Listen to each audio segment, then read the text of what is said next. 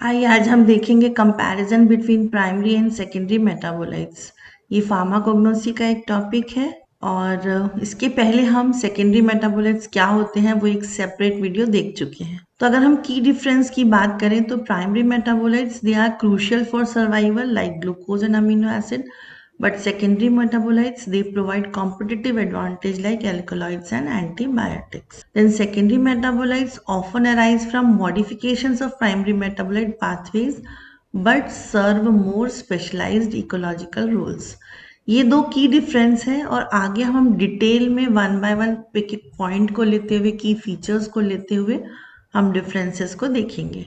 अगर आपने हमारे चैनल को सब्सक्राइब नहीं किया है तो हम चाहेंगे आप ज़रूर से इसको सब्सक्राइब कर लें, जिससे कि आपको बहुत सारे वीडियोस जो है वो देखने को मिलेंगे।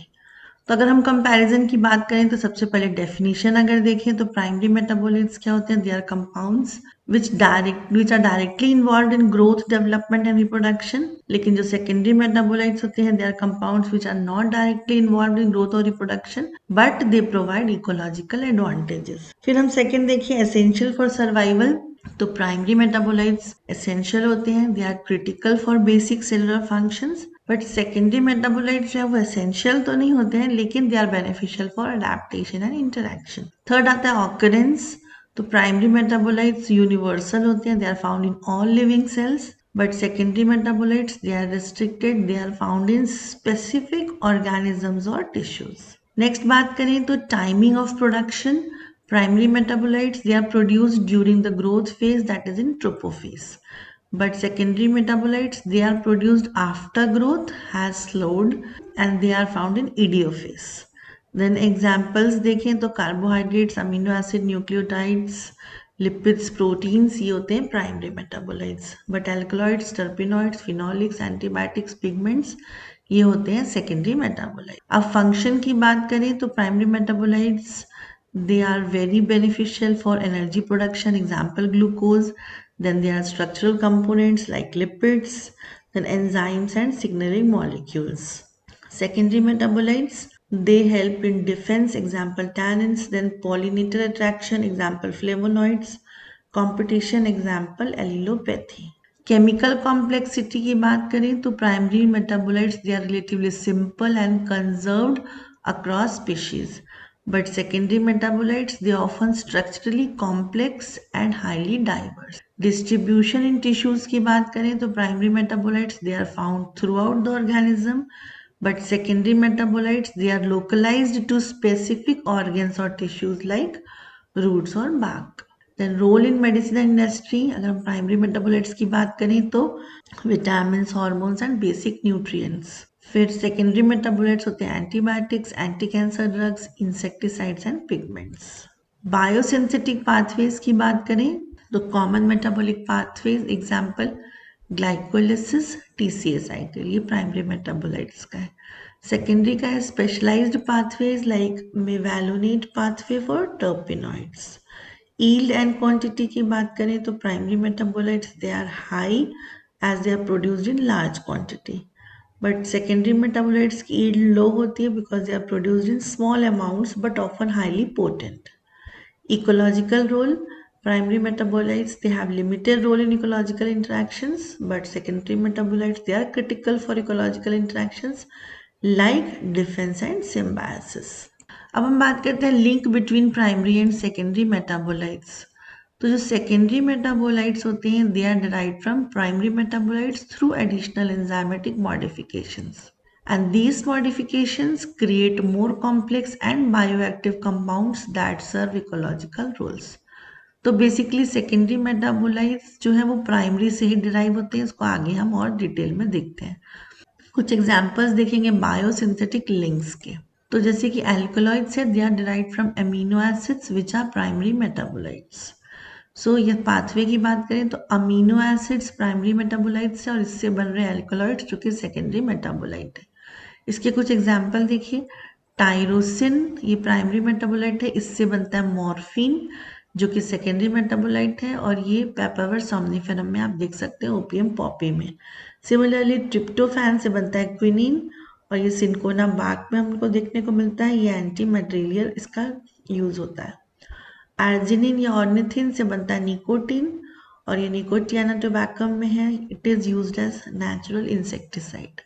तो अगर हम सिग्निफिकेंस की बात करें अल्कलॉइड्स की, तो they often act as defence compounds against herbivores और पैथोजेंस। तो ये आप देख सकते हैं कि किस तरीके से प्राइमरी से सेकेंडरी मेटाबोलाइट बना। सेकेंड आते हैं टर्पिनॉइड्स।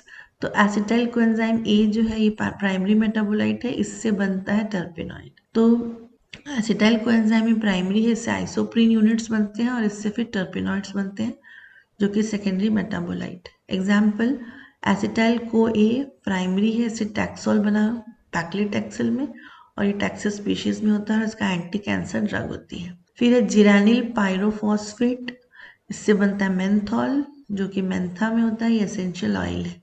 बीटा कैरोटीन से बनता है vitamin A which is very much essential for vision and growth. तो अगर ओवरऑल टर्पिनॉइड्स की सिग्निफिकेंस की बात करें तो it is used in defense, attraction of pollinators and as pigments. Third आते हैं फिनोलिक्स। ये डिराइव होते हैं फ्रॉम शिकमिक एसिड पाथवे और इसमें आप देख सकते हैं शिकमिक एसिड से फिनाइल एलेनाइन या टायरोसिन बनता है और उससे फिर फिनोलिक्स बनते हैं। एग्जाम्पल फिनाइल एलेनाइन से बना रेस्वेराट्रॉल और ये ग्रेप्स में मिलता है और ये एंटीऑक्सीडेंट होता है, कार्डियोवास्कुलर बेनिफिट्स भी होते हैं इसके। सेकेंड एग्जाम्पल है सिनामिक एसिड से बना टैनिन जो कि वेरियस प्लांट्स में पाया जाता है और ये anti microbial and it is deterrent to herbivores. Third है टायरोसिन से बना लिग्निन, ये स्ट्रक्चरल पॉलीमर है प्लांट सेल वॉल्स का। तो phenolics they provide UV protection, structural support and antioxidant activity. Polyketides जो है they are derived from acetate pathway. तो यहाँ देख सकते हैं एसीटेट या मैलोनेट से बनता है polyketide. Example acetyl coenzyme A से बना erythromycin and it is found in saccharopolyspora erythraea. ये एक एंटीबायोटिक है, हम सभी जानते हैं एरिथ्रोमाइसिन को।